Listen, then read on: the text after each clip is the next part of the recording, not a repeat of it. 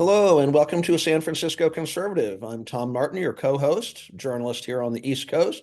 And right there in San Francisco is my co-host, author David Parker, right there in San Francisco. We love coming to you on KSFO Radio every week. And David is the author of three great books, Income and Wealth, A San Francisco Conservative, and Rome 476, as well as many essays that you'll find in the Epoch Times, Bay Area edition, and nationwide. Hey, David, how are you today? I'm fine, Tom. Nice to see you. Great to see you. Great to be with you, sir. And I was just reading one of your recent essays in the Epoch Times, and I think it's fodder for conversation, as they say. You were writing about a wonderful new book by two authors, Mark Fastow and Ian Fletcher, who's based there in the Bay Area. And their new book, published this year, is Industrial Policy for the United States. Sounds like an ambitious topic, and I hope they got a lot of things right. And what did you think of the book? Well, I opened up my article by saying this book is so well written that it has you believing.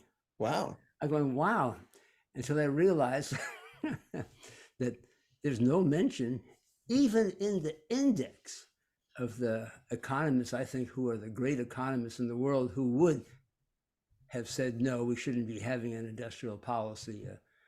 Adam Smith, The Wealth of Nations, just what is England doing with a policy of spending all their money supporting the United States, the colonies, is impoverishing themselves with industrial policy.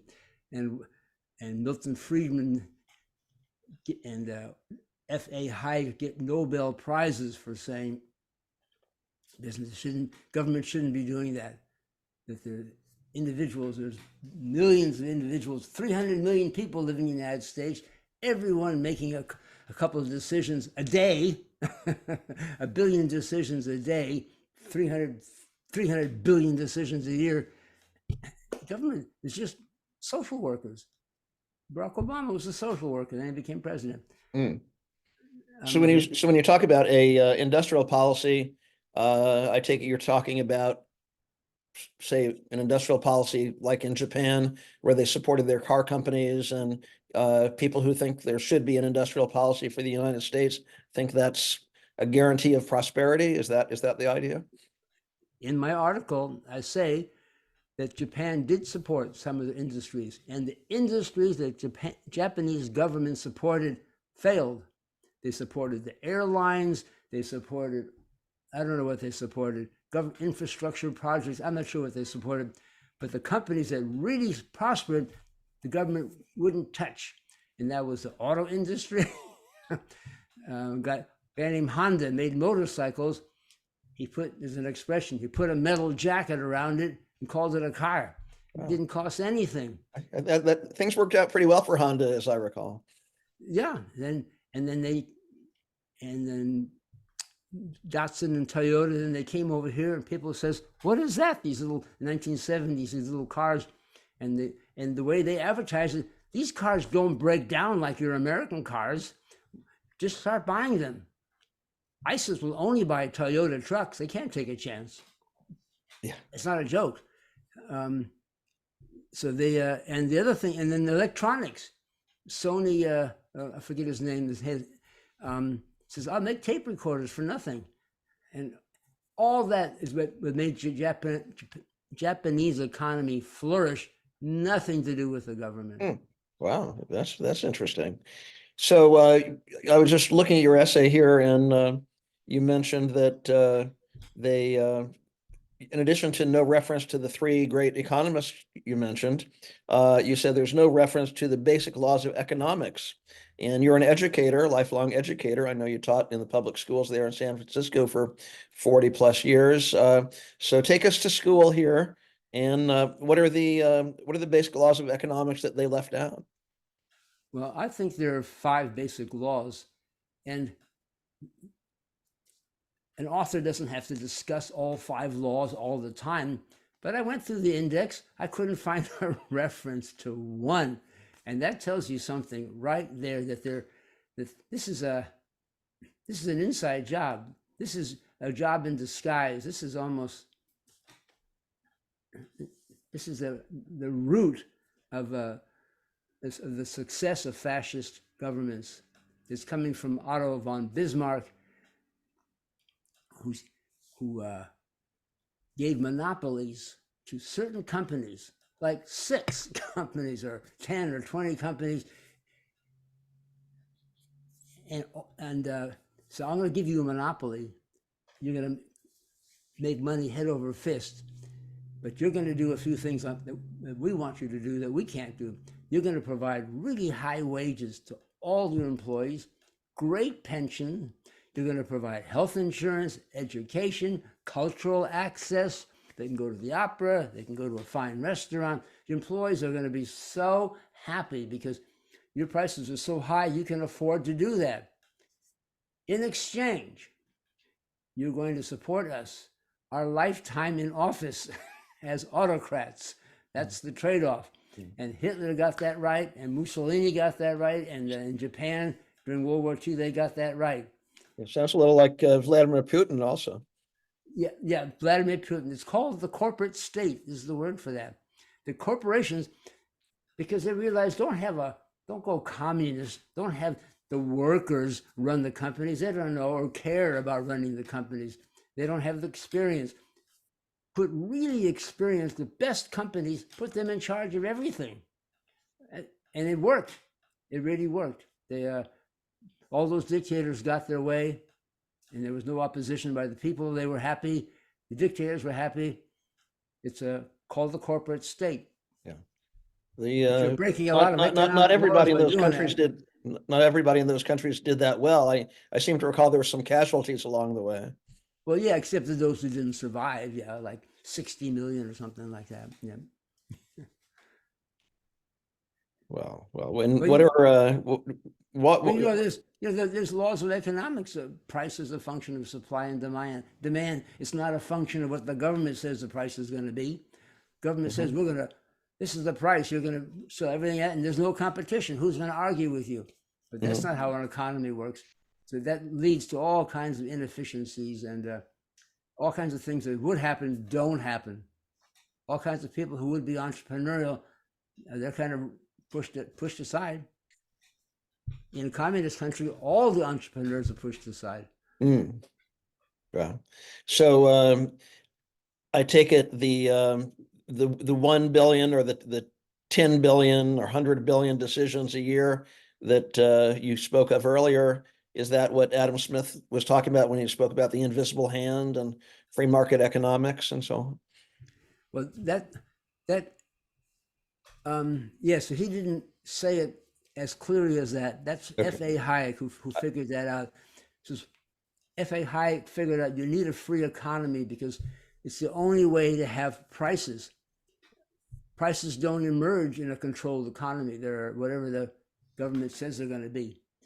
And the prices reflect all the billions of decisions that people are making. Nobody can know all the prices of everything that's going on, but you do know within your realm. If you're a shoemaker, you know what the prices of shoes are everywhere. You know what the price of leather is. You don't even know what the price of rice is, but you know the price of leather. Whatever it is. So it gets very fine-tuned. I like that. I tell you what, let's pick up on that. I like where we're headed with this conversation.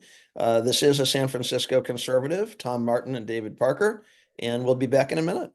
Meet David Parker, a lifelong native of San Francisco, a true Renaissance man, educator, investor, and entrepreneur, jazz musician. David Parker is a San Francisco conservative. That's the title of his second book and this show, one that reminds us all just how precious our democracy really is. He's an optimist, and some of his views may surprise you. Parker's writing reminds us all that the study of history provides important perspective on current challenges. You can learn more about David Parker's writing by visiting davidparkeressays.com. On the website, you can also download a free chapter from Parker's book, A San Francisco Conservative. The impact of Parker's writing extends far beyond the city by the bay. Be sure to visit davidparkeressays.com to learn more and download download a free chapter from his book. That's davidparkeressays.com.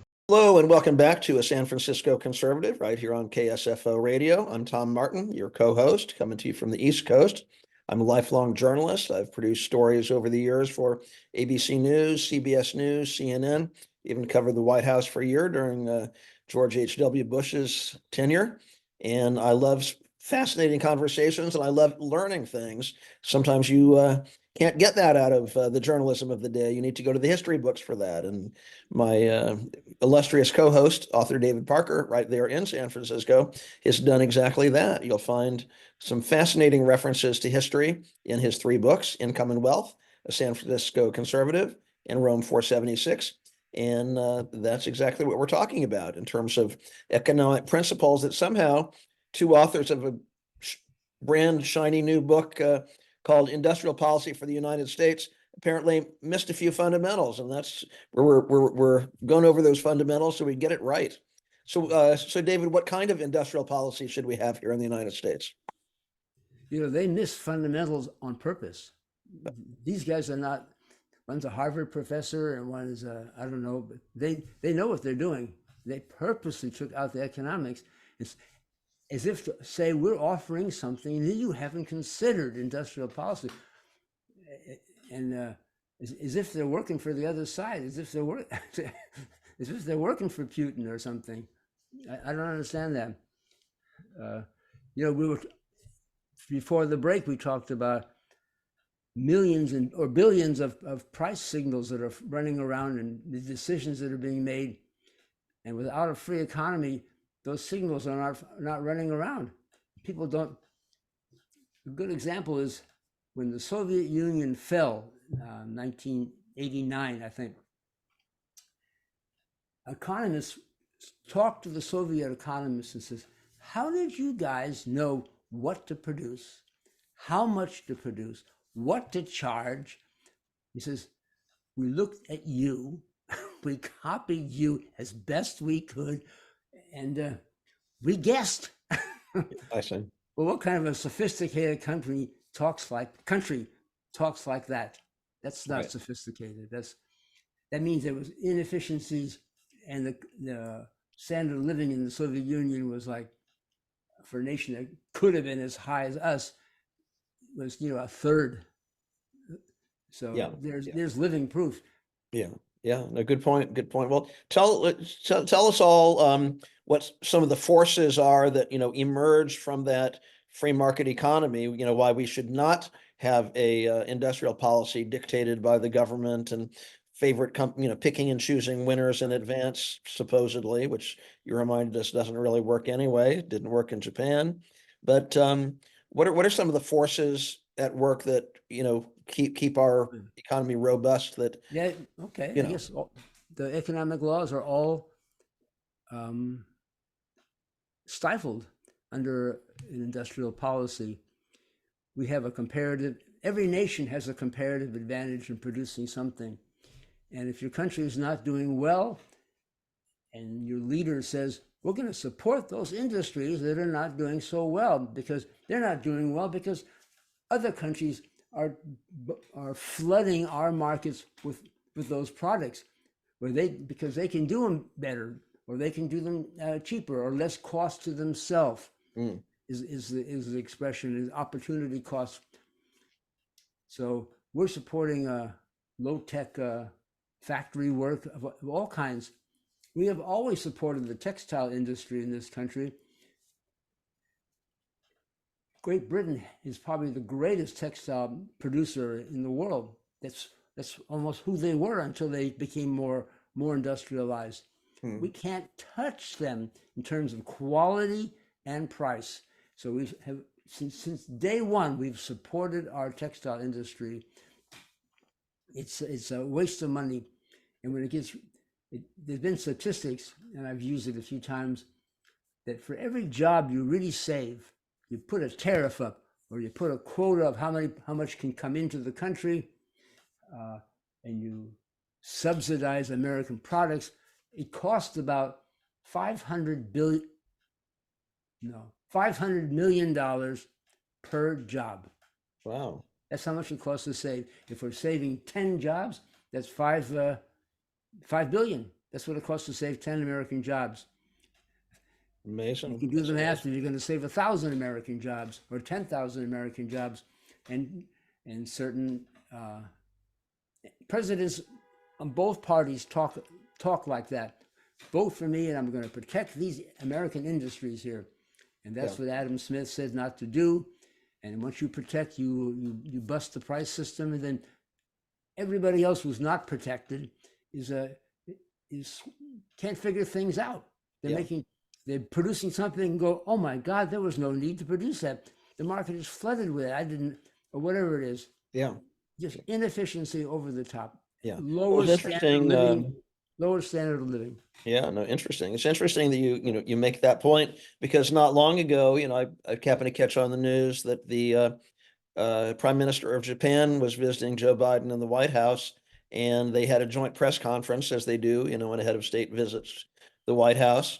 And so one reporter, I forget if it was a Japanese reporter or an American reporter, but someone said, okay, it sounds like President Biden, you've agreed to support some growth in the Japanese economy, but how does that mesh with, you're out on the campaign trail right now and you're promising American workers you're going to boost all of their employment here? Aren't how do these things fit together? And I think he was kind of stumped for a few minutes there, but it was just an interesting question, Well, he wasn't stumped. He didn't want to say the real answer. He knew what the real answer was, so he had to refrain. I'm a politician. I say what the person I'm talking to wants to hear. You didn't believe that BS, did you? You're right. Yeah, and it's my rule of thumb: never listen to a politician when he's campaigning, when he's running for office, especially when the election is getting closer. Yeah. Because they're human beings and they really do want to win after all that effort. Yeah.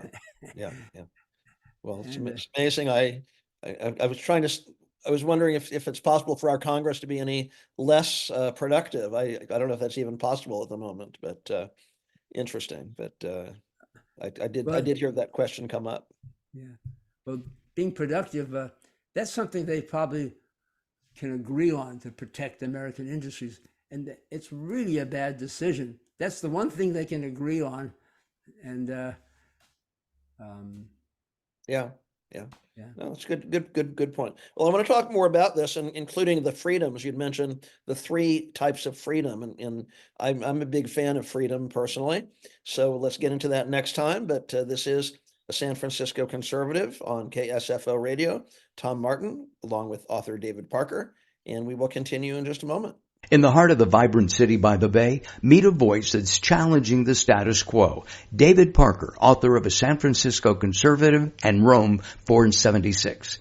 David Parker, a true San Franciscan with a conservative vision for the future, is a voice that resonates with our nation's founding fathers. Freedom from government, not with government. For 40 years, he taught in San Francisco's inner city schools, acquired a large real estate portfolio, and worked as a professional musician. The Dave Parker Sextet performs every week. It's time for a fresh perspective, one that values fiscal responsibility, individual responsibility. David Parker is not only an academic, his thumb is on the pulse of the economy. He brings real solutions to all the problems affecting our nation. Learn more at davidparkeressays.com and get a free chapter to any of his books, A San Francisco Conservative, Rome 476, and Income and Wealth. That's davidparkeressays.com. Hello, and welcome back to A San Francisco Conservative. I'm Tom Martin, your co-host out here on the East Coast, lifelong journalist with ABC, NBC, and CNN. And I love my conversations with author David Parker, who's based right there in San Francisco. And always welcome our conversations right here on KSFO Radio. And David, we were talking about kind of the flaws of this new book that was advocating an industrial policy for the United States. I don't think we've come up with anything in favor of that idea in the 20 minutes we've been talking here or so on. But in your essay on this topic that was published recently in the Epoch Times, as many of your essays are, you mentioned freedom. You mentioned that what's really being advocated when we're talking about government intervention, government control, is the progressives' vision. And you wrote about how that impacts on freedom. And I'd love to hear more about all that. Well, you can't have any government policy that says this and this and this, we're going to do these and break these laws without, and those are economic laws, but social, political, and economic freedom are inherently interconnected. You can't break one.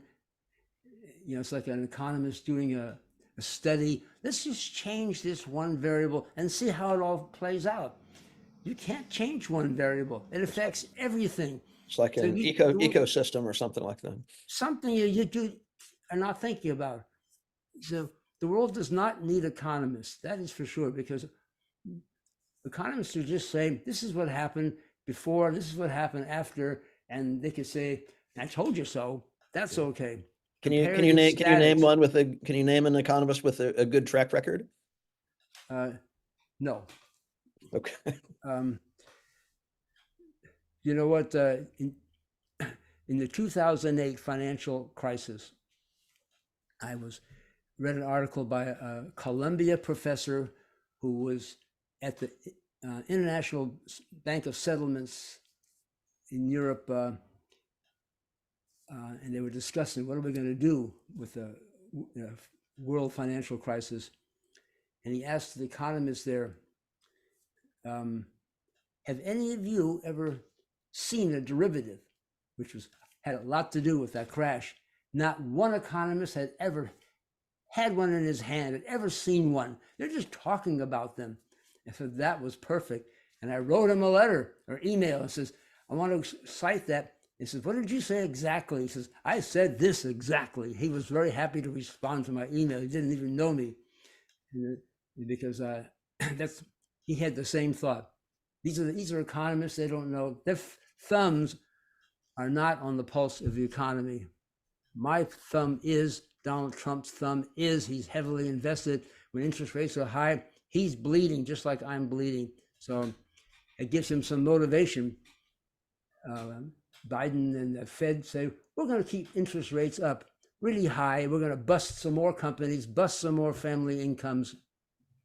We're going to nick inflation, when in fact, in my opinion, we don't even have inflation. It's just pure supply and demand, still coming from COVID, and then also having Biden spent so much money for the COVID bailout without asking taxpayers to pay it back, even slowly over 20 years, like they did with the financial crisis. All that money loaned out to bankers was paid back, or the government says, well, take your banks. Ooh, they paid it all back, and taxpayers made money on that financial crisis. And we should be making money on the COVID crisis also. A line item on your 1040 tax return should say you're paying back 2% of what we gave you, for the next 40 years, something like that. Yeah. Anything that would have slowed down or eliminated inflation, as long as you knew we were handling it. We just threw so much trillions of dollars. That's what it does. That's what Adam Smith said about the Spanish who went to the New World. They took all the gold they could get. They killed for that gold and brought it back in their galleons, their ships. Spain was before the New World discovery and all their gold, and to this day, the poorest country in Europe. It had no effect, zero. It caused inflation throughout Europe. Prices went whoop, and Spain benefited not one iota from that whole and that was one of the reasons he wrote The Wealth of Nations. The Wealth of Nations is not gold, it's production. Production, big difference. Big difference. Yeah. Do you, I know it was before your time and before my time, but do you ever find yourself wishing we had a president who acted boldly, like FDR or someone like that? Yeah, but okay. What FDR did is not what I would want for a president. He reversed what the founding fathers gave us. They gave us freedom from government. And FDR says, that was a mistake. What's wrong with freedom with government? We're going to bail everybody out no matter what problems they ever have. and that's been and we increased that with the War on Poverty and the Affordable Care Act. And when Joe Biden runs for office, let's throw in college education. Hey, anybody need a new car? I'll get you a new car too. How about whatever you want? I think we're on track for those kind of promises once again in the next few months. That's all a Democrat has to offer is we'll spend money, we'll throw money and then walk away. That's all they have to say. And the Democratic Party is through within 30 years. It'll be a minority party completely. Yeah, amazing. And speaking of freedom, and another great point you made in this essay about whether the United States should have an industrial policy, and you're clear on which way you think the answer to that question is. But you mentioned freedom, different types of freedom. Can you tell us a little bit about that?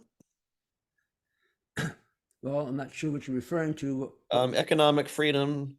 Yeah, when I said that if you control one freedom, like economic freedom, you are controlling social and political freedom.